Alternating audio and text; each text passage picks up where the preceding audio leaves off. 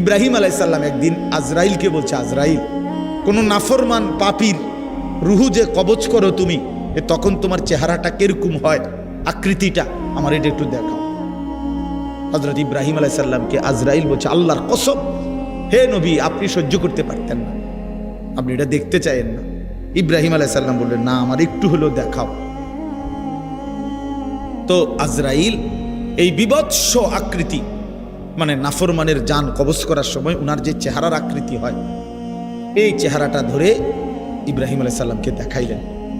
বিশ্বাস করেন, এই কিতাবে আছে, ইমাম কুরতুবীর কিতাব, ইব্রাহিম আলাইহিস সালাম একটা চিৎকার মাইরা বেহুশ হয়ে গেছে।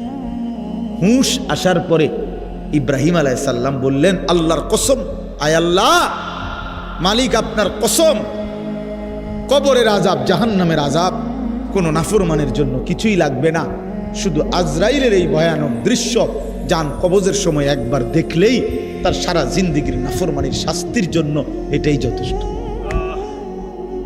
কারো অন্তরকে এমনভাবে আঘাত দেওয়া যাবে না যে সে অন্তরের কষ্ট সহ্য করতে না পেরে রবের দরবারে সিজদা দিয়ে চোখের পানি ফেলে ফেলে আপনার আমার বিপক্ষে নালিশ দিবে। ওই এক একটা ফোঁটা চোখের পানি আপনার আমার জন্য পাহাড় সম পরীক্ষা হয়ে চলে আসবে। কারণ রব নিজের হক মাফ করলেও বান্দার বিন্দু পরিমাণ হক মাফ করবে না, এটাই রবের ওয়াদা।